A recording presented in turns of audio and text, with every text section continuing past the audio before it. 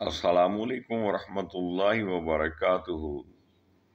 قرآن مجید کی سورۃ الاحزاب کی آیت نمبر 41 اور 42 میں اللہ تبارک و تعالی ارشاد فرماتے ہیں، یا ایھا الذین آمنوا اذکروا اللہ ذکرا کثیرا وسبحوہ بکرۃ وأصیلا۔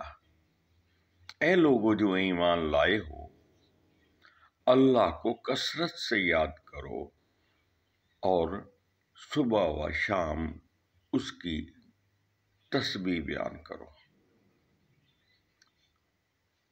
اس کا کیا مطلب ہے؟ اس کا مطلب یہ ہے کہ اللہ ہمیں اپنے ان بندوں کو حکم دے رہا ہے جو ایمان لا چکے ہیں۔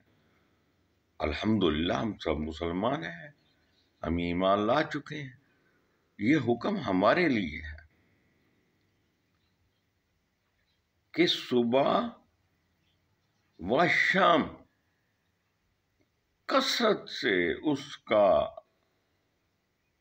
اس کو یاد کرو، اس کے نام کی تسبیح کرو۔ حکم ہے، اور ہم ہیں کہ خواب غفلت میں پڑے ہوئے ہیں۔ اللہ کے بندو، یہی نہیں، اس کے علاوہ اور بھی اللہ تبارک و تعالیٰ نے ہم پہ کچھ ذمہ داریاں ڈالی ہوئی ہیں، جن میں سب سے بڑی ذمہ داری ہے حقوق العباد۔ اللہ کے حقوق جو ہیں وہ تو اللہ جانے اور بندہ جانے۔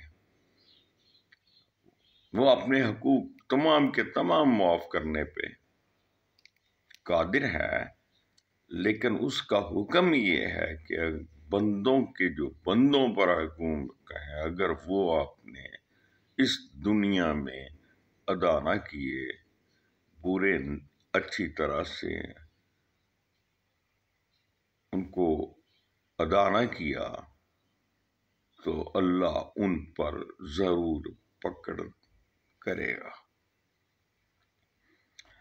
اور وہ جو حقوق ہیں، اگر ہم اپنے کسی بھائی کی، بہن کی، کسی دوست کی، کسی عزیز کی، کسی رشتہ دار کا یہاں پر ہم نے کچھ دینا ہے تو ادھر ہی دینا چاہیے۔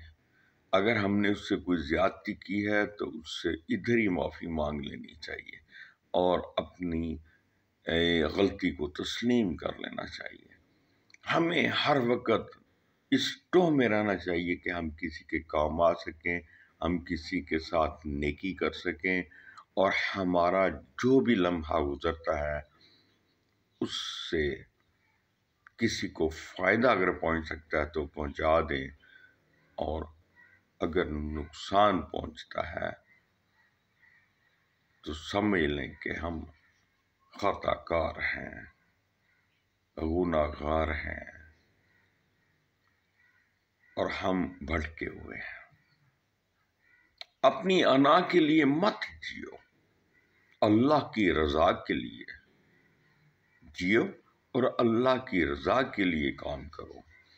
کسی سے محبت ہے تو اللہ کی رضا کے لیے، کسی سے نفرت ہے تو اللہ کی رضا کے لیے۔ ہر رزق کے حلال کو تلاش کرو، رزق کے حلال کھاؤ۔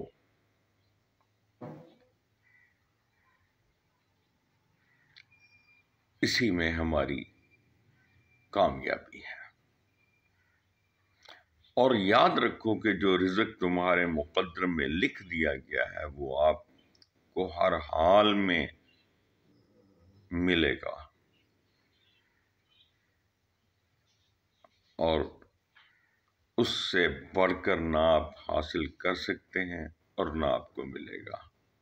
اور جو لوگ اب یہ سمجھتے ہیں کہ ہم جائز ناجائز طریقے سے جو مال و دولت جمع کرتے ہیں، یہ ہماری عقل کی یا ہماری جو فہم و فراست کی وجہ سے ہے، یہ سب ان کا ایک خواب ہے۔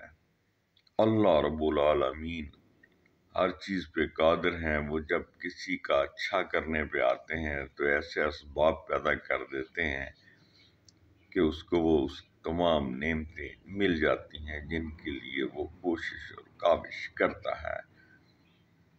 اور اگر اللہ نہ چاہے تو انسان ساری زندگی بھی کوشش میں لگا رہے، کبھی کامیاب نہیں ہوتا۔ اللہ اپنی حفظ و امان اور پناہ میں رکھے اور ہمیں علم و عمل کی توفیق عطا فرمائے۔ اپنا خیال رکھیے گا، دعاؤں میں یاد رکھیے گا۔ بہت بہت شکریہ۔ فی امان اللہ۔ اللہ حافظ۔